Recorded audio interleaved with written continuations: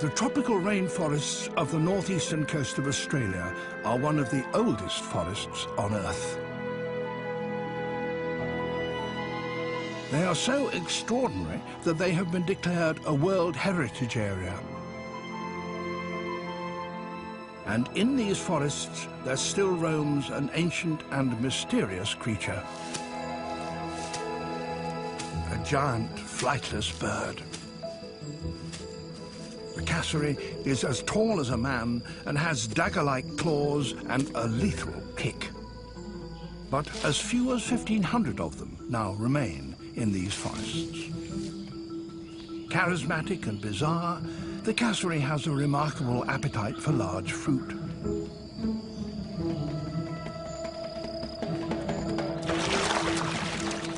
Youngsters still play in the paperbark swamps. Cyclones, a regular occurrence in this tropical climate, are now becoming increasingly severe.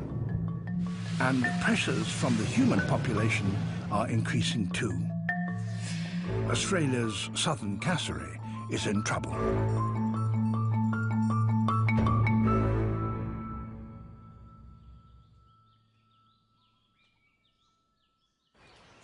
Cassowaries, but unlike its relatives which live in open country, the cassowary prefers the dense vegetation of the rainforest.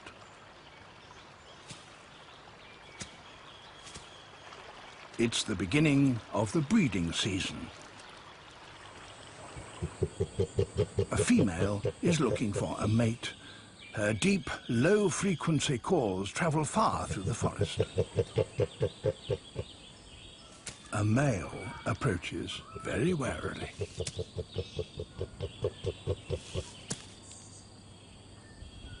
She is bigger than he is, and stronger. The size of the helmet-like casque on her head indicates her age and dominance. The brilliant colour of her neck and her dangling wattles probably act as a beacon in the forest gloom. The submissive male follows Her Majesty several paces behind. She will take as many as 3 different mates in a season. He displays in front of her.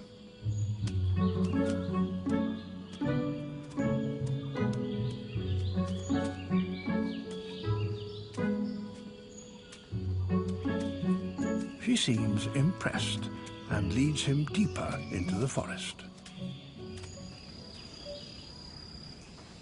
The pair will spend at least a month courting and mating. But as soon as the eggs are laid, the female will leave the area. The rest of the work is left to him. Some of the chicks developing inside these eggs may not be his, but even so, he will incubate them all and rear all the chicks.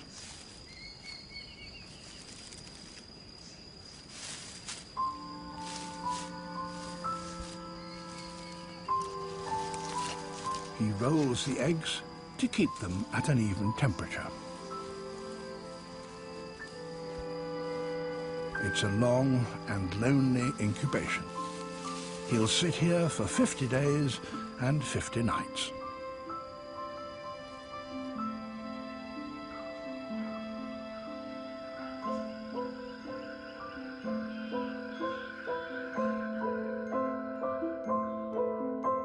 He feeds only very occasionally. As a result, he will lose up to 1/3 of his body weight before incubation is finished.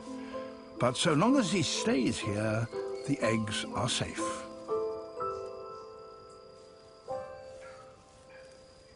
This is the way cassowaries have always lived, secure in the depths of the forest.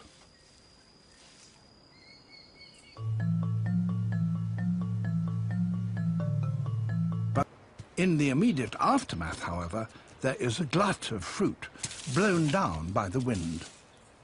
But cassowaries need up to 5 kilograms of fruit a day, and soon the windfall is gone. The birds leave the devastated forest in search of more.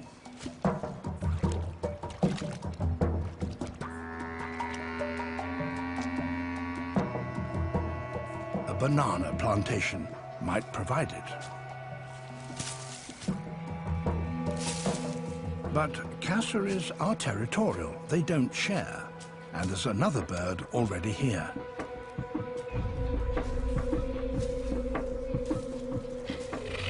The bigger one fiercely defends its claim.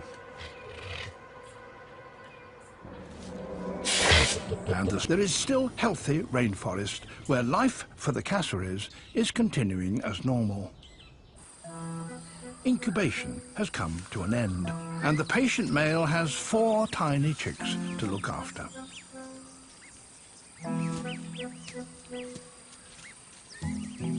The chicks stick close to Dad. They're just 2 weeks old.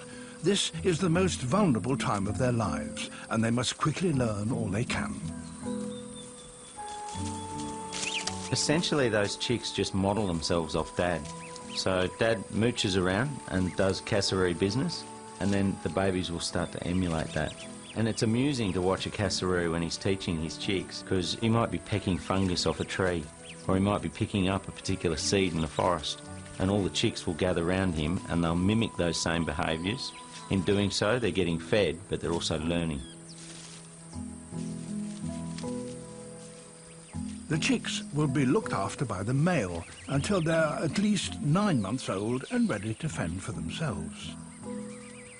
It's the dry season, and Dad must keep them moving through his territory in search of food and water. Cassowaries need to drink frequently throughout the day, and will do so even if the water holes are as muddy as this one.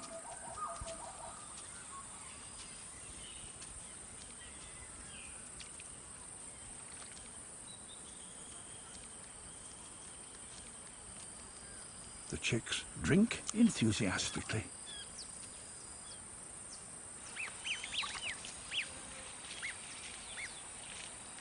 Dad, with his thick black cloak of feathers, is obviously feeling the heat. The chicks seem to be rather unsure about the water, but with their lighter coats, they are not overheating. For Dad, the water may also soothe the itch from parasites.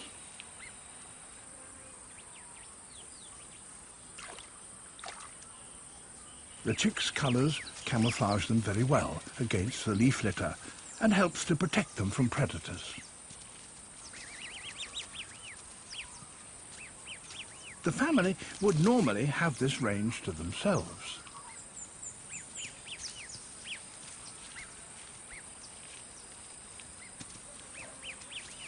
But Dad becomes aware of the presence of another bird, and he calls the chicks to him. This older trespasser with the large head cask is not just a casual visitor. This is a giant female, and she is not to be messed with. She's come for the food.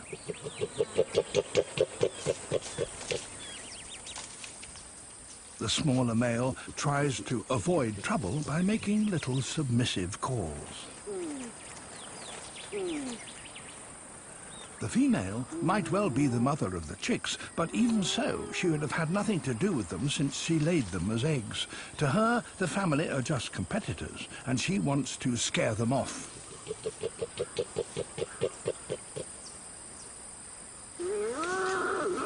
The male retreats, and the chicks follow as quickly as they can.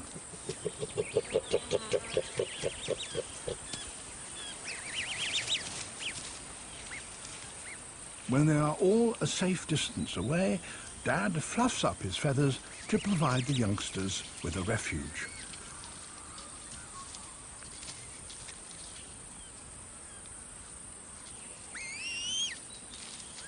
But in the hurry to escape, one has been left behind.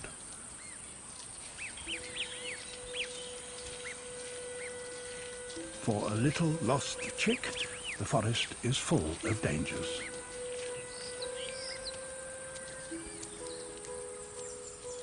And night is coming on.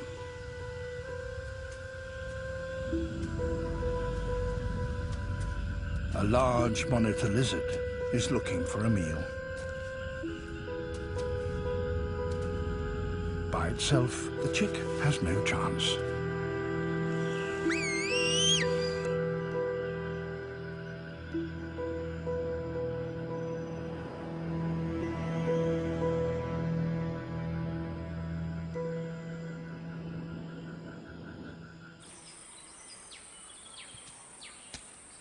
2 months later, and the 3 remaining chicks are striding out after Dad.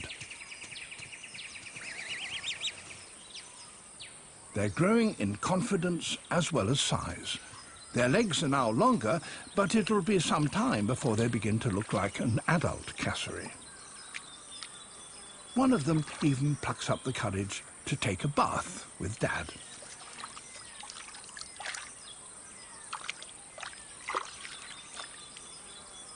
Dad clacks his beak to get their attention. This is how you find insects.